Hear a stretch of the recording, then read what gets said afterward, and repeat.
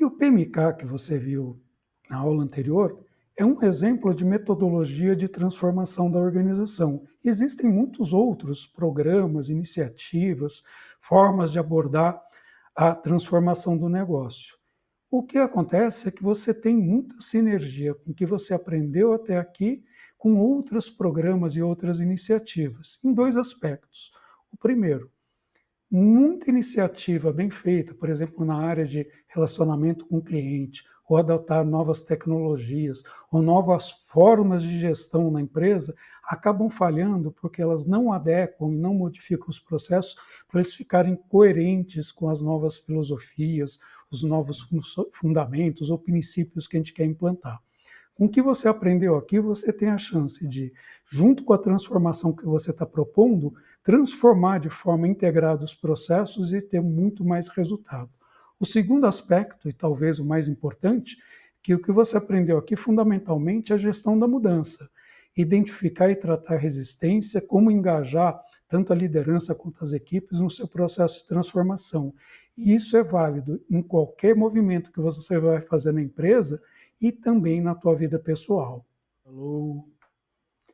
Um exemplo disso são programas ou projetos ligados à experiência do cliente, onde você mapeia a vida do cliente olhando o ser humano de uma forma mais ampla, onde identifica vários pontos de contato e traduz isso num mapa de jornada do cliente, que é um primo irmão do que a gente fez nos nossos mapas de processos, mas onde o ser humano, o cliente, tem a visão central disso aqui. Você identifica o que ele faz, as percepções que ele tem, problemas e dores, uma série de relacionamentos, e da mesma forma que a gente identificou problemas e oportunidades na forma de temas, a gente também pode fazer isso aqui dentro da jornada do cliente. O que acontece é que muitas vezes, quando você vai fazer as transformações no negócio, em algum ponto você chega à necessidade de modificar processos. E aí você não tem exatamente a melhor metodologia de transformação interna. Então, quando você casa a transformação da experiência do cliente com a transformação do processo do negócio com uma metodologia robusta, você não tem o efeito só de somar, mas de multiplicar. A sinergia é incrível e resolve um problema que eu vejo em muitos programas de Lean muito bem executados, com muito conceito, muito boas ferramentas, que é tratar o que é valor para o cliente como se fosse um sinônimo de requisito do negócio, ou seja, aquele padrão de qualidade, as questões técnicas que muitas vezes a gente coloca olhando a capacidade que nós temos de atender o cliente e não, na verdade, nas dores e necessidades com que o cliente quer ser atendido. Então, isso é uma sinergia muito grande entre abordar a experiência do cliente e a transformação de processos do negócio. Além do mais, nessa transformação, quando a gente está mudando o relacionamento para o cliente, o nível de resistência, de trabalho que você tem que ter, de engajamento da alta administração e de engajamento das equipes em mudar a operação, talvez seja até maior do que nos nossos trabalhos de processo.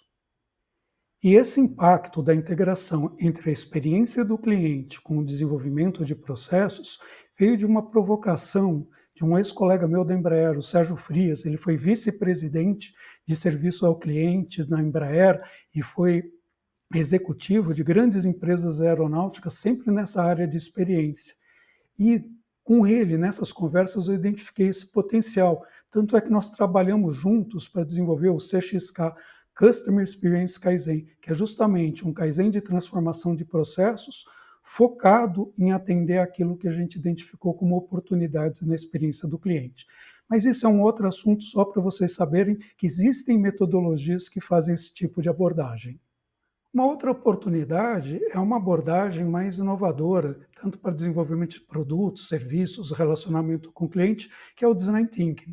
Essa é uma metodologia onde a principal empresa e pessoa do mundo para vocês aprenderem é a IDEO, a empresa do Tim Brown. Eu recomendo esse livro para vocês começarem, se vocês não conhecem. Então, é uma sequência que você começa com uma parte exploratória. Se você tem um grande tema, faz perguntas provocadoras, realmente que incomodem, que questionem a situação atual.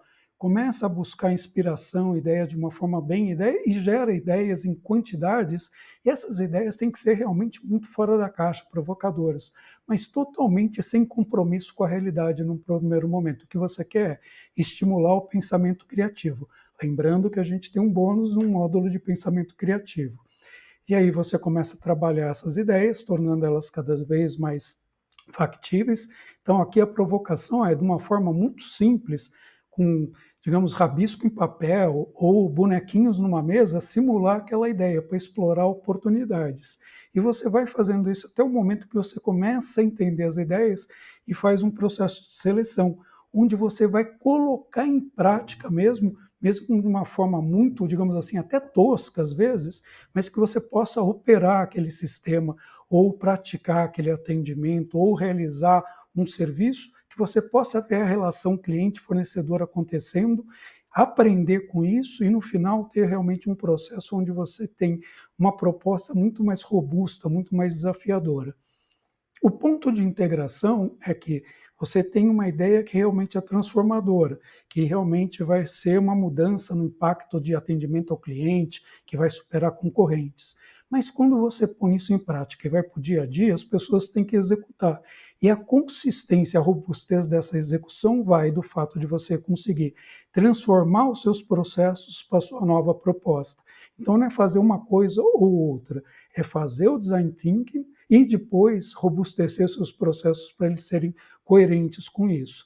Mas todo o processo de entender resistência, gerir a mudança, você vai experimentar tanto para fazer a mudança de processos, quanto na metodologia de design thinking. E você já está muito melhor preparado com o que você aprendeu.